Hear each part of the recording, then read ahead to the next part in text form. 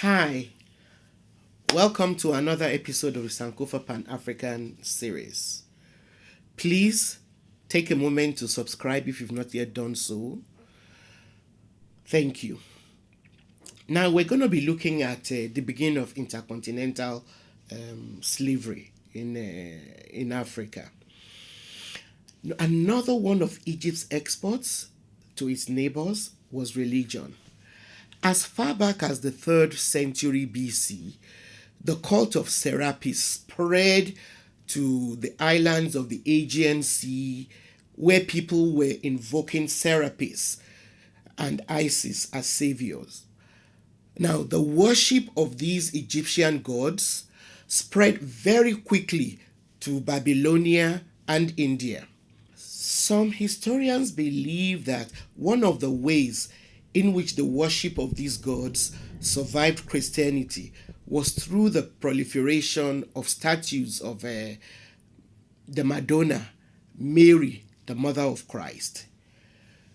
Jean Leclerc stresses the role of black Africans in spreading the cult of Isis as exemplified by the sculpted head of a priest of Isis with features of a person of mixed race, which was found at Athens and which had been dated from the 1st century AD. Now, the significance of Egyptian religion in Islam is equally profound. For instance, one of the famous monuments in Alexandria was a lighthouse which ranked as one of the 7 wonders of the world. Though it was completely destroyed in the 13th century, descriptions of this Alexandrian lighthouse are retained in the form of classical references by Arab historians and writers. The lighthouse was recorded by several writers because it functioned until the time of the Arab conquests.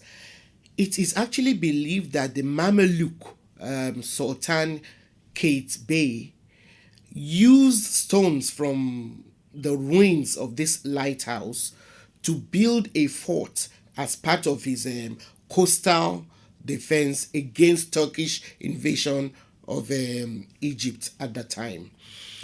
Now, Riyadh also writes that the Arabic word al-Manare means both lighthouse and minaret. And the Alexandrian lighthouse was the prototype for the minarets we now find in mosques all over the world. Now, alongside material goods carried through trading caravans, Egyptians also brought their religion to their neighbors south of their borders in Nubia and beyond. Through the Empress Theodora, who was the very influential wife of Emperor Justinian I of Byzantium, Christianity was introduced to most of these areas. And a church on the bank of the Nile in an outlying district was serving a Christian community as far back as the 6th century AD. And there is archaeological evidence to reveal how widely Christianity was established even at village levels. Some historians believe that the early Christian period was a prosperous time for most of these areas. Even in Nubia, the early Christian period was seen to be a time of rapid economic growth.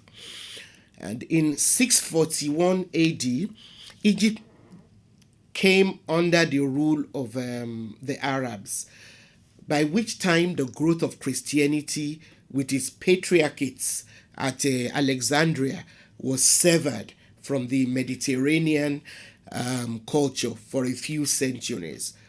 Although the Arab had captured Nubia before they did Egypt, they did not consider the conquest of Nubia as significant However, when Egypt submitted to the Arabs, it led them to sign a treaty with Nubia. The Arabs then forced Nubia to pay annual tributes of slaves and African goods.